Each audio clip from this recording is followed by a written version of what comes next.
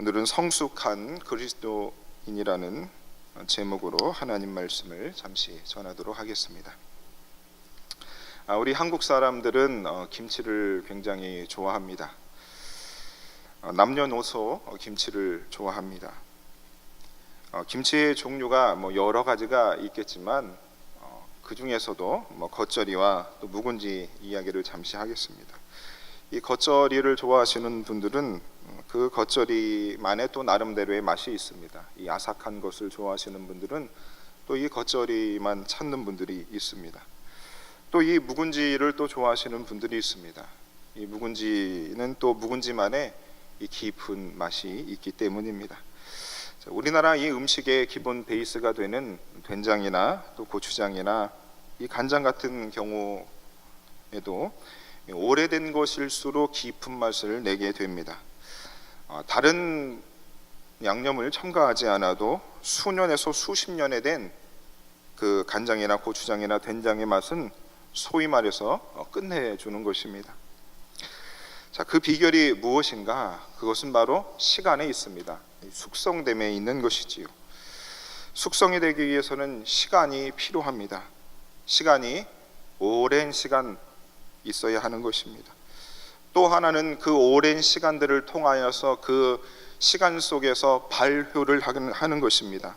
미생물이나 효소의 작용들을 통해서 음식이 그 맛이 알맞게 변화되어지는 것입니다.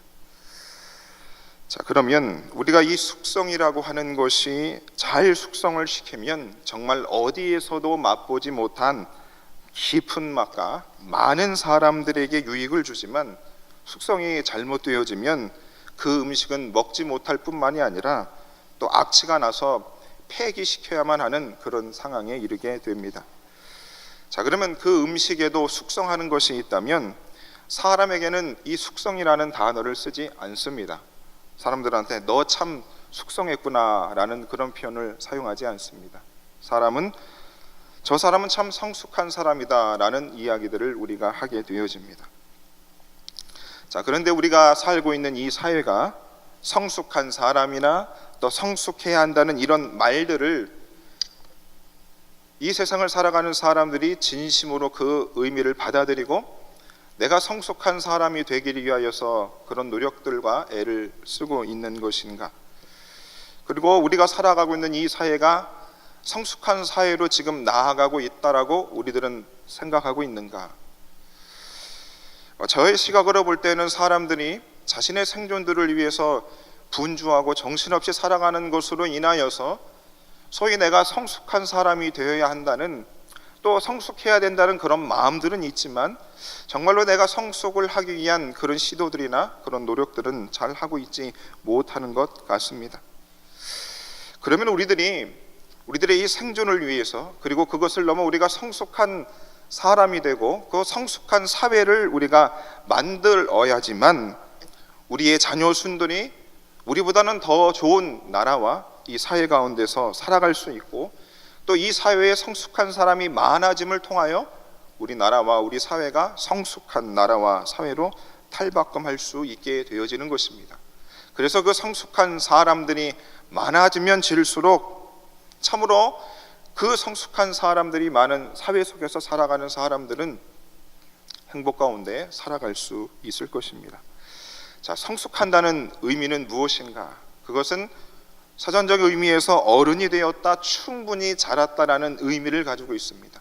성숙하다는 것은 충분히 자랐다, 어른이 되었다라고 하는 것입니다.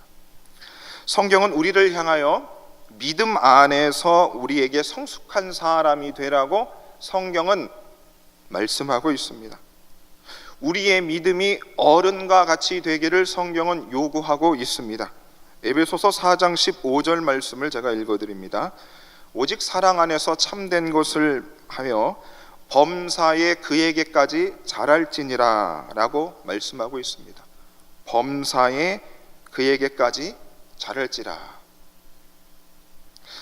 성경은 우리가 믿음의 신앙의 성숙한 사람이 되기를 위한 노력들을 멈추지 말고 항상 끊임없이 성숙을 향하여 나아가라고 말씀하고 있습니다. 에베소서 4장 13절에는 우리가 하나님의 아들을 믿는 것과 아는 일에 다 하나가 되어 온전한 사람을 이루어 그리스도의 장성한 분량에까지 이르라라고 말씀하고 있습니다. 우리가 범사의 믿음의 성숙을 위하여서 노력할 뿐만이 아니라 우리가 어디에까지 자라야 된다고요?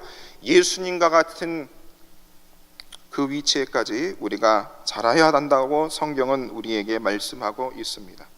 그러므로 우리들은 성숙한 그리스도인이 되어야 한다는 것은 우리들에게 당연한 것이고 마땅한 것이고 또 의무라 할 수 있는 것입니다. 사랑하는 여러분, 여러분들이 신앙생활을 하시면서 또 신앙생활 외에도 여러분들이 사회생활을 하면서 정말로 성숙한 사람들을 여러분 만나본 경험들이 있을 것입니다.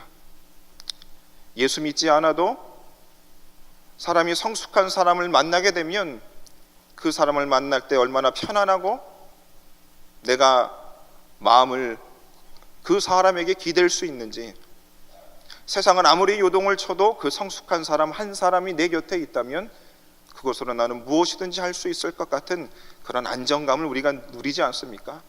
하물며 신앙의 어른이 되신 믿음의 모범이 된 그 신앙의 성숙한 그리스도인들을 우리가 우리 곁에 많이 두고 있다라고 한다면 우리들은 아무리 믿음의 위기에 있는 이 시대 가운데서도 그것들을 넉넉히 이기며 우리가 그 믿음의 길을 걸어갈 수 있다라고 하는 것입니다. 우리 교회 안에서도 이 신앙의 어른들이 계십니다. 나이와 비례하여서 그 어른들의 성품과 삶을 보면 존경심을 받게 되고 또 고개가 절로 숙여지게 됩니다. 잠언 16장 31절에 보시면 백발은 영화의 면류관이라 공의로운 길에서 얻으리라 라고 이렇게 되어 있습니다. 여러분, 이 백발은 영광의 면류관이 된다라고 성경은 말씀하고 있습니다. 이 백발이라고 하는 것은 나이 많으신 분들을 상징하는 것인데, 백발이 영광의 면류관이 된다라고 생각하고 또 그렇게 남들에게 인정받고 있는 이들이 과연 몇이나 될 것이라고 여러분 생각하십니까? 어떤 분들은 또 요즘 사회에 나이 드신 이 어른들이 나이 많이 먹은 거에 대해서 또 든 것에 대해서 부끄럽게 여기거나 속상하게 여기는 분들도 있고, 또 우리가 살아가고 있는 이 사회에서 이 나이 든 것에 대해서 사람들이 별로 존경의 의미나 또 좋은 그 생각들을 갖지 못하는 것 같습니다. 하지만 오늘 이 잠언의 말씀에서 백발은 영광의 면류관이 된다라고 했을 때 그 의미는 바로 성숙한 그리스도인으로 살아가신 분들은 나이가 들면 들수록 그 자신이 가지고 있는 그 노인의 그 외모가, 그 모습들이 더욱더 주님을 기쁘시게 하고 하나님의 이름을 높여드리는 영광의 면류관이 된다라고 하는 것입니다.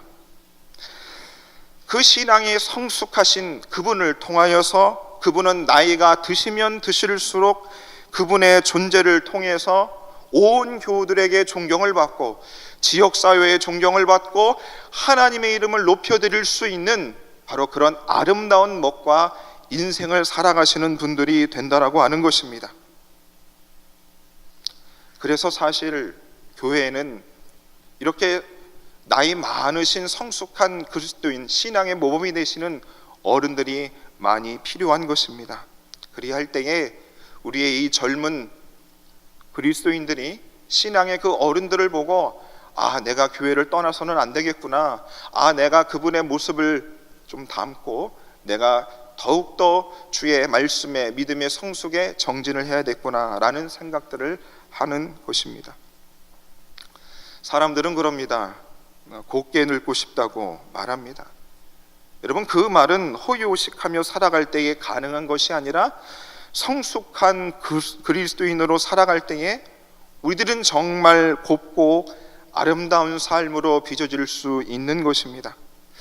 자, 그렇다라고 한다면 여러분들은 그리스도인으로서 얼마만큼 성숙되어졌다라고 생각하고 계십니까? 시간에 따라 우리들이 나이는 먹어가고 있고 나이를 먹음에 따라 주변에서 나에게 인사하는 사람들이 더 많아지고, 그것은 곧 내가 어른 되었다라고 하는 것을 증명하고 있는 것인데, 나이를 먹는 만큼 우리의 믿음과 신앙이 그에 걸맞게 자라나고 있는가라고 하는 질문을 하지 않을 수 없는 것입니다. 앞서 그리스도에게까지 자랄지라 우리에게 신앙의 최고의 어른이 되시고 모범이 되시는 예수님에게까지 자라라고 우리에게 명령하고 있고, 온전한 사람이 되어 그리스도의 장성한 분량에 이르라고 말씀하고 있는데, 그것이 우리의 삶에 자연스럽게 적용되어지고 있는가? 사실 이 자리에 앉아 계신 분들은 모두가 성숙한 그리스도인이 되기를 노력하지 않거나 시도하지 않는 분들은 없을 것이라고 저는 생각합니다. 오히려 우리들은 우리의 신앙이 성숙하기를 위하여 수많은 나날들을 밤 지새우며 하나님 앞에 기도하고, 또 그런 자가 되기를 위하여서 우리가 애썼음에도 불구하고 그것이 쉽게 또 자연스럽게 이루어지지 않는다는 것에 문제가 있다라고 하는 것입니다. 그래서 어쩌면 우리는 성숙한 그리스도인이 되기를 포기하고 있는 줄도 모르겠습니다. 성경에는 이 성숙한 그리스도인이 마땅히 되어야 하는데 성숙하지 못하고 있는 그 그리스도인에 대해서 말씀해 주시는 부분이 나와 있습니다. 히브리서 5장 12절에 있는 말씀을 제가 봉독하여 드립니다. 때가 오래 되었으므로 너희가 마땅히 선생이 되었을 터인데, 너희가 다시 하나님의 말씀의 초보에 대하여 누구에게서 가르침을 받아야 할 처지이니 단단한 음식은 못 먹고 젖이나 먹어야 할 자 되었도다 라고 말씀하고 있습니다. 때가 오래되었는데, 예수를 믿고 신앙생활을 오랜 시간 동안 해왔는데 아직도 단단한 음식을 먹지 못하는, 신앙이 성숙하지 못하고 있는 그런 자들에 대해서 히브리서 기자는 말씀하고 있습니다. 그리고 그 히브리서 기자는 히브리서 6장에서 이렇게 권면하고 있습니다. 그러므로 우리가 그리스도의 도의 초보를 버리고 완전한 대로 나아갈지니라. 그리스도의 도의 초보를 버리고 완전한 대로 나아가라고 강력하게 권면하고 있는 것입니다. 성경은 우리들로 하여금 성숙한 그리스도인이 되기를 포기하는 것을 결코 포기하지 말라고 우리에게 계속해서 말씀하고 있는 것입니다. 하지만 교회는 가시적인 성장에 집중한 나머지 그 성장에 더 집중하면서 성숙에는 별다른 관심을 가지지 못했고, 거기에 맞물려 교회의 성장이 멈추게 되면서 교회 안에서 자라지 못한 그리스도인들은 영적인 영양결핍으로 힘겨워하게 되어지고, 교회는 교회를 유지하기 위하여서 성숙한 그리스도인을 키우는 것보다 교인을 지키는 것에 더 집중하게 되었습니다. 이것은 모두가 공멸로 가는 지름길이 될 수 있는 것입니다. 이제 우리 모두 함께 우리가 살기 위해서라도 우리는 성숙한 그리스도인들이 되기를 멈추지 않아야 되는데, 여러분, 어떻게 하면 우리가 성숙한 그리스도인으로 살아갈 수 있겠습니까? 첫 번째로 우리가 성숙한 그리스도인이 될 수 있는 방법들에 대하여서 베드로전서 2장 2절에 이렇게 기록되어져 있습니다. 갓난 아기들 같이 순전하고 신령한 젖을 사모하라. 이는 그로 말미암아 너희로 구원에 이르도록 자라게 하려 함이라. 우리가 성숙한 그리스도인으로 자라날 수 있는 첫 번째 비결은 바로 갓난 아이들처럼 순전하고 신령한 젖을 사모해야 하는 것입니다. 우리 손에 들려있는 이 하나님의 말씀을 우리가 진심으로 사모해야 하는데, 우리가 그 신령한 젖을 우리 스스로도 성경을 읽으며 받아 먹어야 되고, 또 주중에 선포되어지는, 주일에 선포되어지는 그 강단에서 흐르는 그 말씀을 우리가 잘 받아야 될 터인데, 우리가 분명히 예배를 드리며 그 말씀을 받고 있음에도 불구하고 왜 우리에게는 신앙의 성숙함이 없는 것인가? 예수님께서는 씨 뿌리는 자의 비유를 통해서 씨앗이 길가에 뿌려지고 돌밭에 뿌려지고 가시떨기에 뿌려지고 좋은 땅에 떨어졌다라고 우리 주님은 비유의 말씀을 하셨습니다. 우리가 한 공간에서 하나님의 말씀을 우리가 받고 있지만 내 마음의 밭이, 또 내가 성숙한 그리스도인이 되고자 하는 그런 간절한 마음이 우리에게 없음으로 인하여 우리의 마음이 길가가 되므로 새들이 와서 그 신령한 젖을 뺏어가 버리고, 또 뿌리가 깃지 못함으로 인하여서 그 말씀이 다 말라버리고, 또 가시떨기 속에 가시가 자라서 그 신령한 젖을 먹고 자라나야 되는데 그 자라나는 기운을 막아버리게 된다라고 하는 것입니다. 자, 그러할 때에 그러면 우리는 어떻게 해야 될 것인가? 그때 우리는 히브리서 12장 2절의 말씀을 볼 필요가 있습니다. 믿음의 주요 또 온전케 하신 이인 예수를 바라봐야 하는 것입니다. 예배를 드리는 그 현장에서도 주님의 말씀을 내가 그 말씀을 받고 그 말씀을 먹음으로 내가 자라나는 것을 내가 느끼지 못할 때에 우리들은 다른 그 어떤 것을 바라볼 것 아니라 예수를 바라보아야 하는 것입니다. 바라본다라고 하는 이 의미는 다른 것에서 눈을 돌려 어떤 것에 고정을 시킨다라고 하는 것입니다. 다른 것에서 눈을 돌려 어떤 것에 고정을 시키는 것입니다. 주님은 내가 성숙한 그리스도인이 되기를 간절히 바라고 계시는데 나는 주님의 그 신령한 말씀을 받고자 하는 그 시선을 내가 갖지 못하고 다른 것으로부터 시선을 올려 주님을 바라보아야 됩니다. 그 예수님한테 우리의 시선을 고정시키게 되면 그 예수님을 통하여서 우리는 우리 자신을 바라볼 수 있게 되어집니다. 빛 대신 그 예수님을 바라볼수록 그 빛이 우리를 더욱더 비추어지고 그것이 우리의 본 모습을 환히 보여주게 되는 것입니다.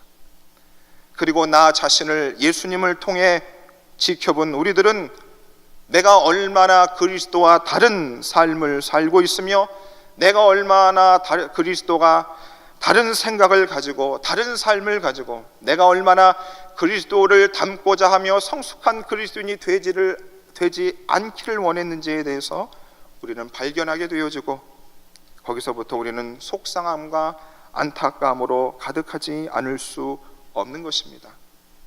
예수를 바라보므로 우리는 그때에 비로소 이제는 나 자신을 신뢰하기보다는 그리스도 예수를 신뢰할 수밖에 없습니다.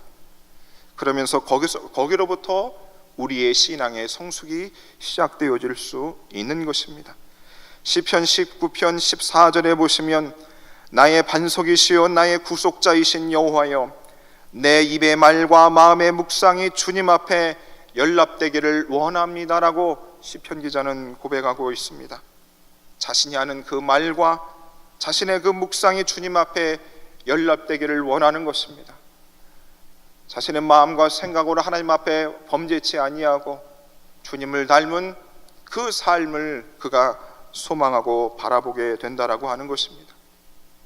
그리할 때에 오늘 본문에 나온 17절 또 무엇을 하든지 말에나 일에나 다 주 예수의 이름으로 하고 그를 힘입어 하나님 아버지께 감사할 때에 우리는 신앙의 성숙을 이룰 수 있는 길에 들어설 수 있는 것입니다.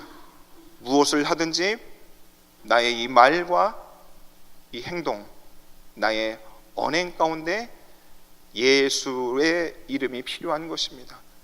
예수가 아니고서는 결코 내가 신앙의 성숙함이 있을 수 없다라고 하는 마음을 갖게 되어지는 것입니다. 또 한 가지 방법이 바로 23절에 무슨 일을 하든지 마음을 다하여 주께 하듯 하고 사람에게 하듯 하지 말라는 것입니다. 무슨 일을 하든지 사람을 대하듯 하지 않고 주님을 대하듯이 하라는 것입니다. 내 삶의 주인이 되신 그 예수님, 내 삶의 생사를 주관하시는 하나님, 무엇을 하든지 누구를 만나든지 마음을 다해서 주님처럼 대할 때에 우리는 신앙의 성숙함으로 이룰 수 있는 것입니다. 우리 모두 나이에 걸맞게, 아니 세월이 흐르면 흐를수록 우리가 더 어른스러운 신앙의 성숙한 그리스도인들이 되셔서 언행 가운데 예수의 이름이 드러나고 모든 것을 주께 대하듯 함으로 예수 그리스도와 같이 온전해지는 신앙의 성숙한 분들이 다 되시기를 예수님 이름으로 축원해 드리겠습니다.